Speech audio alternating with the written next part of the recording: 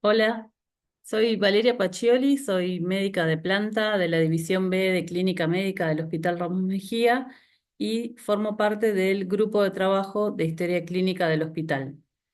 Quisimos hacer una presentación para hablar sobre la importancia de la epicrisis en el contexto de la internación.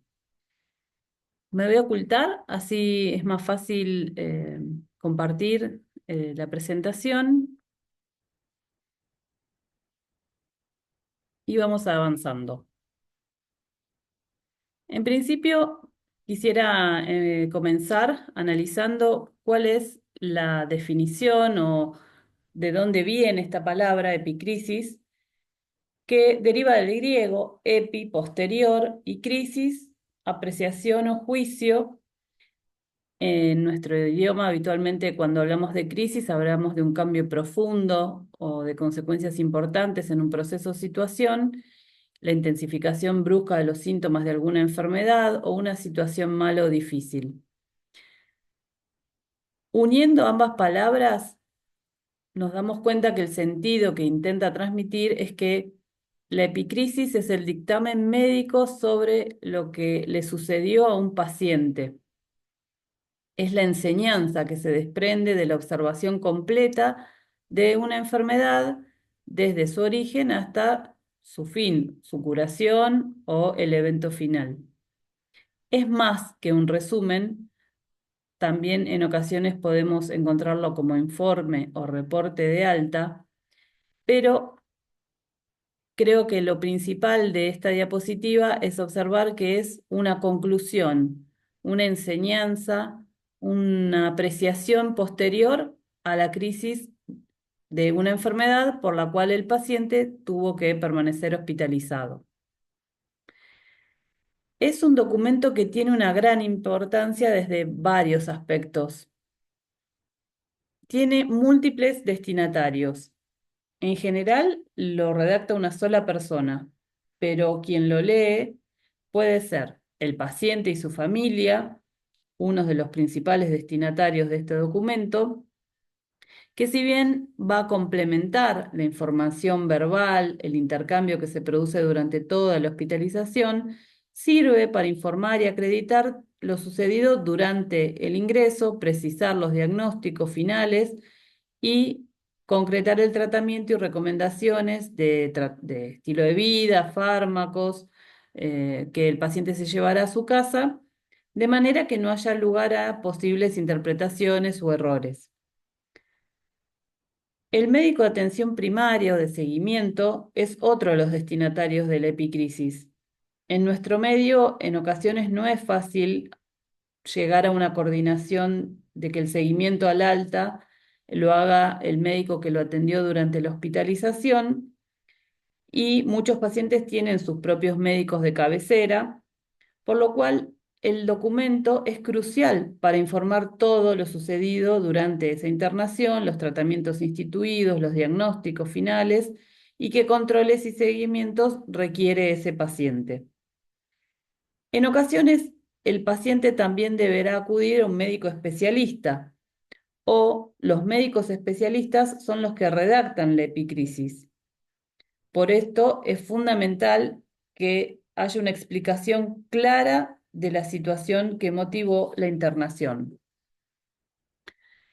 También pueden utilizar la epicrisis los médicos que se encuentran en el servicio de estadística, que van a codificar las patologías obteniendo información real de los pacientes que atiende cada centro. En un caso similar, quienes están en el servicio de facturación, donde se intenta recuperar el gasto de los pacientes que tienen algún tipo de cobertura de salud, pueden recurrir a esta epicrisis para reclamar esos gastos a una obra social, una prepaga. Por eso no es bueno olvidarnos de incluir en la epicrisis todos los procedimientos diagnósticos y terapéuticos que se realizaron durante la internación. También podrían ser destinatarios de esta epicrisis médicos que estén encarando algún proyecto de investigación o incluso cuando nosotros mismos queremos hacer alguna presentación académica y no se encuentra la historia clínica, una buena epicrisis puede ser suficiente. En algunos medios, el paciente puede requerir cuidados de enfermería ambulatorios posteriores a la internación, por eso también los enfermeros podrían ser destinatarios de la epicrisis. Los alumnos de pregrado pueden aprender a partir de estos documentos. Con respecto a la justicia, en ocasiones un juez puede pedir un resumen de la historia clínica de un paciente. En realidad, la mayor parte de las veces solicitan la copia completa de la historia clínica, pero cuando las historias clínicas son muy extensas, se le puede ofrecer, en cambio, una buena epicrisis, en lugar de fotocopiar y gastar tiempo y dinero, recursos en esas fotocopias tan extensas. Puede ser requerida por auditores para aceptar, denegar o justificar gastos. También puede llegar a manos de otros profesionales de la salud, no médicos, kinesiólogos, fonoaudiólogos, trabajadores sociales. El hecho de que tenga múltiples destinatarios nos obliga a usar un lenguaje claro, pero siempre en términos médicos. Recordar que la epicrisis es un derecho del paciente y una obligación para el médico que lo asiste, y refleja el rigor en el abordaje diagnóstico y terapéutico, la estructura de razonamiento clínico, de alguna manera también la personalidad, la formación del médico redactor, y generalmente está a cargo de los médicos residentes. Por eso es importante que sea parte del proceso formativo. La epicrisis debe ser fiable, debe ser sintética y precisa. Es ideal que esté ordenada con títulos y subtítulos de forma que quien la recibe puede rápidamente ir a buscar la información que más le importa en ese momento y que de esa forma sea más fácil identificar cada uno de los puntos a completar. La calidad de los informes de alta es notablemente inferior, según la literatura, en los óbitos, y habitualmente estas epicrisis tardan en redactarse. Eso conlleva también a una pérdida de la información, a una menor memoria de lo que sucedió con ese paciente y podría llegar a alterar los datos obtenidos para la estadística. En países de Europa y Estados Unidos existe un consenso de lo que debe incluir una epicrisis. Básicamente, datos del centro y del servicio, registrando dónde permaneció internado el paciente, idealmente también con un teléfono para llamar en caso de dudas o para facilitar el contacto de médico a médico. Datos del paciente, filiatorios como el nombre y apellido, edad, fecha de nacimiento, DNI, qué tipo de cobertura médica tiene, un teléfono de contacto, sobre todo en nuestro medio donde algunos resultados de estudios quedan pendientes en el momento del alta. Es importante tener datos que certifiquen la identidad de ese paciente, que no den lugar a dudas, que haya varios datos. De esa forma podemos evitar errores con pacientes que tengan el mismo nombre o nombres similares. Y siempre el teléfono o un mail de contacto para llamar o contactarlos en el caso de que recibamos algún informe que sea de mucha importancia. Está comprobado que algunos pacientes cuando se van de alta, el 40% de los pacientes tienen resultados pendientes y de ellos el 10% requerirían alguna medida diagnóstica o terapéutica y a su vez entre el 1 y 2% de esos resultados que quedan pendientes al alta habrían implicado que el paciente siga internado. Por eso es importante tener datos de contacto. Luego están todos los datos del proceso asistencial, es decir, el motivo de ingreso, que no es el diagnóstico de egreso. Son los 2 o 3 síntomas clave que resumen el cuadro clínico y justifican la internación, que van a estar explicados en la enfermedad actual, utilizando los mismos signos y síntomas, explayándolos aún más y usando unidades de tiempo que sean orientativas para aquel que lo lee en forma posterior a la internación. Los antecedentes personales, remarcando aquellos que pueden estar vinculados con la internación actual y aquellas comorbilidades que también pudimos rescatar durante la internación. Los exámenes físicos, en general, es el del ingreso, pero en ocasiones podría ser útil contar con el examen físico al alta, por ejemplo, luego de una amputación o un paciente que permaneció mucho tiempo internado o un paciente que ingresó por una razón y en la internación, por ejemplo, desarrolla una ACV. Entonces, el examen físico al egreso también es importante. Con respecto a la evolución y comentarios, cuando se hizo alguna práctica diagnóstica o terapéutica, es importante consignarlo, y cuando no se la hizo y es habitual realizarla en un paciente y que esto puede condicionar una futura toma de decisiones, entonces es importante describirlo. Por ejemplo, ¿por qué no se anticoaguló a un paciente anciano que detectamos que es incapaz de seguir los controles? ¿O por qué no se hizo una endoscopía en un paciente con un cuadro de impregnación y quizás es que el paciente se negó al procedimiento? Hay que recoger todas las complicaciones sucedidas durante la internación. No es raro encontrar informes donde se omiten importantes complicaciones, por ejemplo, posoperatorios o efectos adversos de medicamentos o complicaciones infecciosas intrahospitalarias.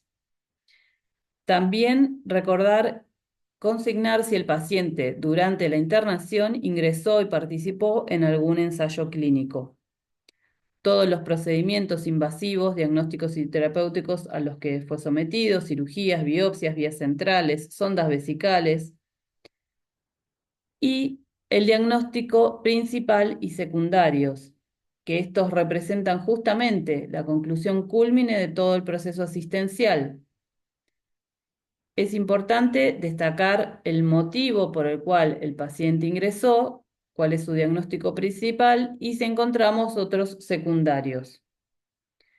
Puede ser muy útil aportar un laboratorio al alta para facilitar el seguimiento, dejar un registro del peso, el estatus funcional al alta, y luego un sector que es clave y quizás el más importante para el paciente, que es el plan de alta, que no solo incluye los medicamentos que le vamos a indicar, sino también las indicaciones, por ejemplo, cambios en el estilo de vida, dieta, reposo, cuándo son los siguientes controles, quién las va a hacer, en qué lugar, a qué horario, y especificar también la conciliación de los medicamentos.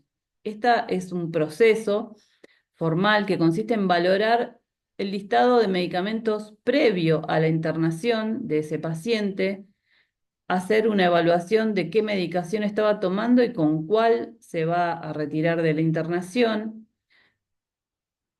consignar la dosis, la vía, la frecuencia, adecuarse a la situación actual, pensar si alguno de esos medicamentos debe ser suspendido en algún momento o explicar por qué se suspenden medicamentos que estaba tomando antes de la internación.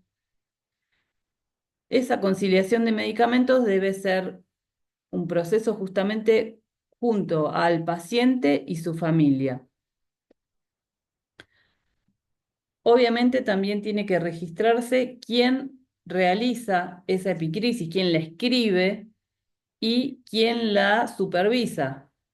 Todas las actividades de los residentes, que como dijimos son quienes habitualmente redactan estos documentos, deben estar supervisadas por un médico de planta o el jefe del servicio. Tratar de utilizar un lenguaje que sea accesible al paciente, ser bastante específico, por ejemplo, con qué alimentos, qué consistencia debe ingerir,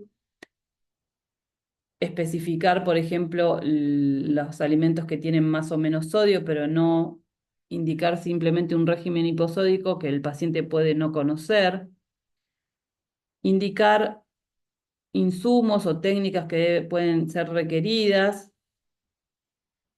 tratar de usar un lenguaje conocido por los pacientes, no usar un lenguaje médico que puede confundir o puede ser susceptible de interpretaciones ambiguas. Tratar de evitar también el uso de siglas que pueden ser conocidas en el lenguaje médico, pero no para el paciente. Por otra parte, también es importante evitar en las epicrisis los informes muy largos y exhaustivos, es decir, con mucho detalle, si bien debe ser fiel a lo que sucedió y preciso en la cantidad de complicaciones que haya tenido el paciente o intercurrencias. Si son extremadamente largos y exhaustivos, nadie lo va a leer. Recordar que el paciente asiste a un médico de cabecera que probablemente tiene 15 minutos disponible para su consulta. Entonces, como decíamos, la epicrisis es principalmente una conclusión. Entonces, en lugar de relatar todo el evento, qué se hizo, qué interpretación se tuvo, directamente llegar a la conclusión. Evitar las jergas, esto es decir, frases o palabras que en cada hospital o en cada servicio se utilizan frecuentemente, pero que no forman parte del lenguaje médico y quizás no son interpretadas de la misma forma en un hospital o en otra provincia o incluso en otro país. Otro elemento a tratar de evitar son las abreviaturas. Esto permite agilizar el proceso de escritura, pero muchas veces generan dificultades de comprensión y riesgos cuando la información se comparte entre profesionales sanitarios y hospitales. Es uno de los usos o abusos más importantes, más frecuentes en el lenguaje médico. La mayor parte de esas abreviaturas, se establecen con un criterio personal del médico y sin control de comités de normalización, y muchas abreviaturas tienen distintos significados. Estas se llaman abreviaturas polisémicas. Quizás en el contexto, leyendo todo la epicrisis, uno puede llegar a la conclusión de qué significa esa abreviatura, pero en otras ocasiones no. Por esa razón, conviene reducir el número de abreviaturas, también recordar que pueden diferir según el idioma de origen, pueden tener significados distintos según la especialidad que lo lee. Existen numerosos estudios que miden el número de abreviaturas. En general, los servicios clínicos usan más abreviaturas que los quirúrgicos, pero también los servicios clínicos escriben más, hacen epicrisis más largas con más texto. Otro elemento a evitar es tardar mucho en redactar. En algunos países hay hasta 30 días después del alta de tiempo para darle la epicrisis al paciente. Esto significa que un paciente que estuvo internado por algo grave, probablemente va a tener su primer control dentro de los 15 días, va a ir al médico de control, de seguimiento, sin su epicrisis. En algunos lugares directamente se le envía al médico de seguimiento, pero otro elemento importante es entregarla en mano al paciente y recordarle que la lleve en la siguiente consulta. Por esta cuestión de la memoria, también sería importante no tardar mucho en redactar una epicrisis. Otra situación que ya habíamos mencionado es la falta de supervisión y de formación. Si bien la responsabilidad es del médico de planta, la mayoría de los centros las redactan los residentes, es parte del aprendizaje, pero no suele estar sistematizado. A su vez, también la carga de trabajo de los residentes influye en la calidad de las epicrisis. se publicó un estudio donde se compararon dos grupos de residentes. Si bien los dos grupos trabajaron la misma cantidad de horas, a uno de ellos se les asignó atender una menor cantidad de pacientes por día. En este caso, los médicos que trabajaban la misma cantidad de horas pero con menos pacientes hicieron unos resúmenes de altas, unas epicrisis de mejor calidad. En resumen, las recomendaciones son que pensemos en las necesidades de los distintos usuarios y tratar de satisfacerlas en el momento en que redactamos la epicrisis. Poner atención especial a los datos de filiación del paciente para evitar errores. Utilizar una estructura de epicrisis de fácil lectura, evitando las abreviaturas. En breve nosotros vamos a tener la incorporación de la historia clínica electrónica con la epicrisis a través del SIGEOS. Ser preciso en el lenguaje y evitar los términos ambiguos que luego el familiar o el paciente o otro médico que reciba esa epicrisis u otra persona que la lea no comprenda a qué se refiere. Recoger todas las complicaciones sucedidas durante el ingreso, redactar las recomendaciones en términos extremadamente claros, lo más claro posibles, ser realista al prescribir los tratamientos farmacológicos, haciéndolo con pautas precisas, fáciles de entender, consignando el horario, la vía, la frecuencia, si debe suspenderse en algún momento. Incluso se puede colocar qué efectos adversos esperables podría tener cada fármaco. Describir el seguimiento necesario tras el alta, si quedan estudios pendientes, quién va a hacer el control en la siguiente vez, a qué horario, en qué lugar, e identificar correctamente el autor o autores del informe. Acá les queremos compartir algunos ejemplos. Las epicrisis no pueden estar manuscritas. Esto se ve habitualmente en pacientes que se van en forma voluntaria del hospital. Estas epicrisis deben ser igualmente redactadas a máquina o digamos, con computadora, con un Word, de la misma forma que el paciente que nosotros le otorgamos el alta. Si el paciente da tiempo, sería ideal entregarle la epicrisis con las indicaciones al alta y de esa forma tratar de reducir el daño, que si bien nosotros consideramos que debe permanecer internado, el paciente solicita el alta, no se le otorga el alta hospitalario, pero el paciente se va en forma voluntaria y darle recomendaciones o tratamientos sugeridos para hacer reducción de daños. Tratar de consignar todos los antecedentes que quizás están consignados en la historia clínica, pero que no figuran luego en la epicrisis, y ser bien específico con datos de filiación, los nombres, las edades, el número de DNI, el número de teléfono, prestar mucha atención a ser exactos con esos datos.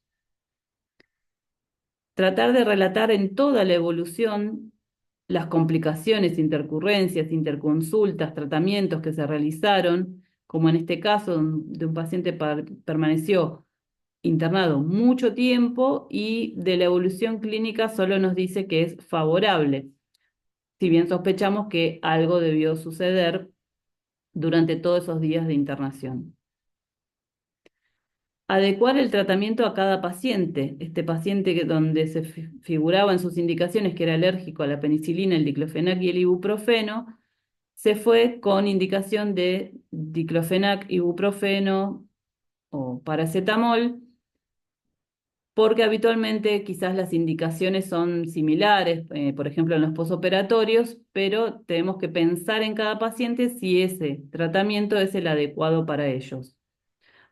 Por otro lado, en este tipo de indicaciones podría llevar a un error del paciente considerando que debe tomar todos esos medicamentos juntos, por lo cual convendría colocar paracetamol o ibuprofeno o diclofenac. Bueno, como resumen, la epicrisis es clave en el proceso de transición hospitalaria. es importantísimo en la seguridad del paciente, es una obligación del médico realizarla, redactarla, es un derecho del paciente en tenerla cuando se va de alta.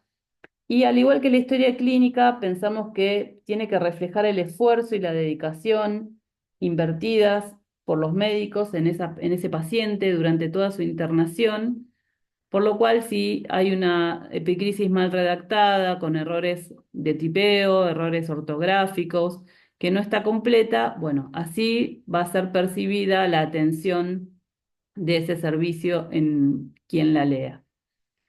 Bueno, muchas gracias por su atención. Cualquier duda les dejo mi mail y nos pueden contactar también en el hospital de lunes a viernes por la mañana. Muchas gracias.